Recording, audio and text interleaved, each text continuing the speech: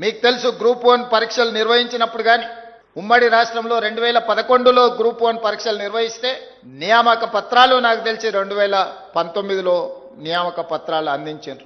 8 సంవత్సరాల సుదీర్ఘ కాలం పట్టింది నియామక పత్రాలు అందించడానికి.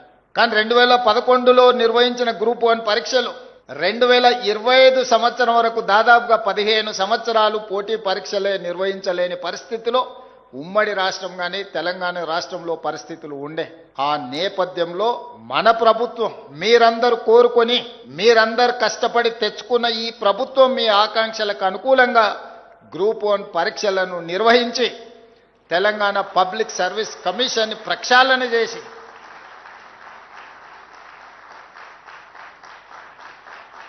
గ్రూప్ 1 అధికారులుగా మీ నియామక ప్రశ్నాపత్రాలను మీ నియామకాలకు సంబంధించిన నిర్ణయాలను చేసే దాంట్లో ఆర్ఎంపీ డాక్టర్లో లేకపోతే మీకంటే చిన్న హోదాలో ఉండే ప్రభుత్వ అధికారులను నియమించలేదు ఈ ప్రభుత్వం ఆలోచన చేసి ఒక గ్రూప్ 1 గ్రూప్ 2 అధికారులను నియమించాలి అనంటే ఆ నియామక ప్రశ్నాపత్రాల నుంచి పోటీ పరీక్షల నిర్వహణ వరకు అవగాహన ఉన్న నిష్ణాతులైన వాళ్ళు ఆ బోర్డులో ఉండాలి అని రిటైర్డ్ డీజీపీ మహేందర్ రెడ్డి గారిని మీ పబ్లిక్ సర్వీస్ కమిషన్ చైర్మన్గా అందులో సభ్యుల ప్రొఫెసర్లను రిజిస్ట్రార్లను బాగా చదువుకున్న వాళ్ళను తెలంగాణ రాష్ట్ర నిరుద్యోగుల యొక్క ఆలోచనను ఒడిసి పట్టుకునే వాళ్ళని నియమించిన అన్ని రకాలుగా జాగ్రత్తలు తీసుకొని ప్రశ్నాపత్రాలను జిరాక్స్ సెంటర్లలో అమ్మకుండా కఠినంగా వ్యవహరించి మీ పరీక్షలను నిర్వహించి ఫలితాలను ప్రకటించడం జరిగింది. మీ ఎన్నికైన సంతోషాన్ని ఒక్కరోజు కూడా మీకు మిగిలించలేదు. మీరు కోట్ల రూపాయలు పెట్టి ఈ ఉద్యోగాలను కొనుక్కున్నారు.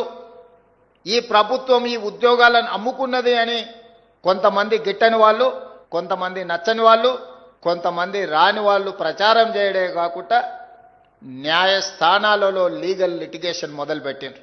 ఈ ప్రభుత్వం యొక్క ప్రతినిధులుగా ప్రజాపాలనను 4 కోట్ల తెలంగాణ ప్రజలకు అందించడానికి మీ శిక్షణ మీ అనుభవాన్ని పూర్తిగా వినియోగించడానికి ఈనాడు మీరందరూ సంసిద్ధులై ఈ శిక్షణ ముగింపు కార్యక్రమంలో పాల్గొంటున్నారని నేను మనస్ఫూర్తిగా భావిస్తున్నా, సంపూర్ణంగా విశ్వసిస్తున్నా.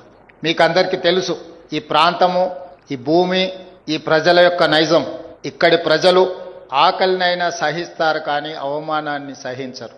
ఈ ప్రాంత ప్రజలు సహనంతో ఉండొచ్చు కానీ ఆధిపత్యాన్ని స్వీకరించరు. ఇది కొన్ని దశాబ్దాలుగా రాచరికం నుంచి ప్రజాస్వామ్యం వరకు ఈ ప్రాంత ప్రజలు, ఈ ప్రాంతం యొక్క విద్యార్థులు తండాలలో, గూడాలలో, మారుమూల పల్లెల్లోనే కాదు ఉస్మానియా, కాకతీయ యూనివర్సిటీల నేపథ్యాన్ని మీరందరూ చూసిండ్రు. మీరు అనుకోవచ్చు, చాలామంది భావించవచ్చు, పాలకులకు వ్యతిరేకంగా కొట్లాడే వాళ్ళు శ్రీమంతులై ఉంటారు, అధికారాన్ని ఆకాంక్షించి తిరుగుబాటు చేస్తూ ఉంటారని. అది నిజం కాదు.